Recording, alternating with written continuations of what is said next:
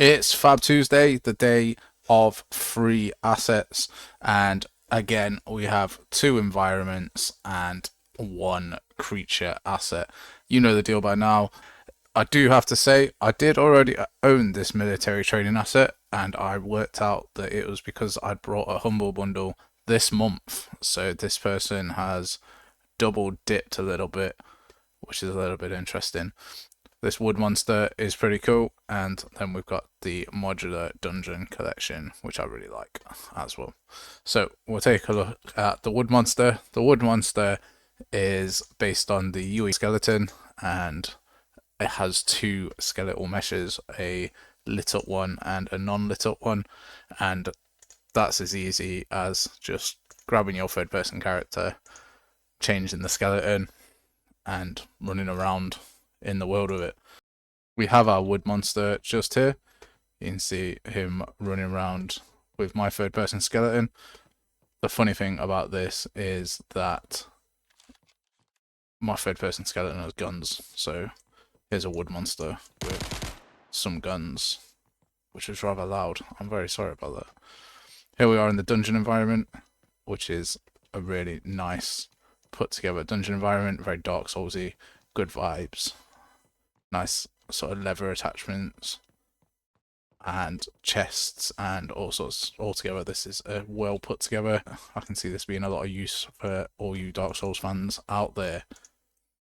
Here's the actual breakdown. There's not much in terms of props and meshes, although there is a few. We've got chests, some props, some doors, walls and rubble and archways. So not a huge amount of static meshes, but enough to get going. And I think the map that they've put together as a showcase is actually quite impressive given what they have available inside the props. So props to them, pun intended. In terms of the wood monster here, we have a base blueprint that you can use and just drop into your world and start using straight away. We've got the lit up blueprint, giant A, and then giant B, the non-lit up blueprint. And as you can see from the skeleton, this is all the same as a UE4 skeleton. So really easy to retarget, really easy to use lots of different animations, and really nicely detailed as well. I've swapped back to a normal human character. We'll have a look around. We'll take a look at this firing range.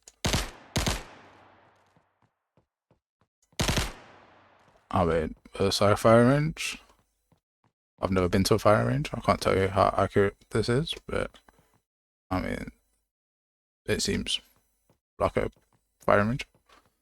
Yeah, it's got a nice little feel to it. Scale's alright. And yeah, it's alright. It's a free asset, can't complain. This one comes with a fair amount of props as well. So lots of signs here, metal bars and girders, and then some door assets, some shoot posters, windows. Well, windows are pretty well done actually. I always appreciate a good window. And some walls, and then a random rock. A bit random. Yeah, some like roller shutters and stuff for displaying guns and that. They're quite nice. And then there's a second demonstration map of this, which is the vents. So we've got all these different types of vents for all you crazy Among Us fans, HVAC engineers, military establishment, lots of vents and poles and stuff. It's pretty cool. So here we are inside Combat Fury. See now the wood dude's got a katana. And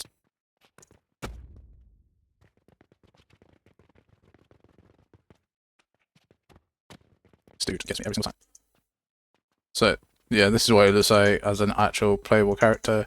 I'm just gonna with some swords, like you might just use your hands, I suppose. It'd be like this. And if I swap the enemy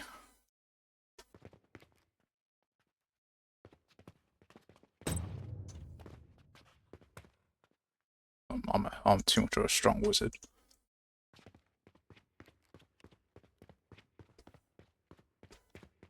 So you can have an enemy straight up in gas ready to go if you wanted to, because it runs on the UE skeleton. So it's easy enough to just adapt this little wood creature into... You can see him jumping around.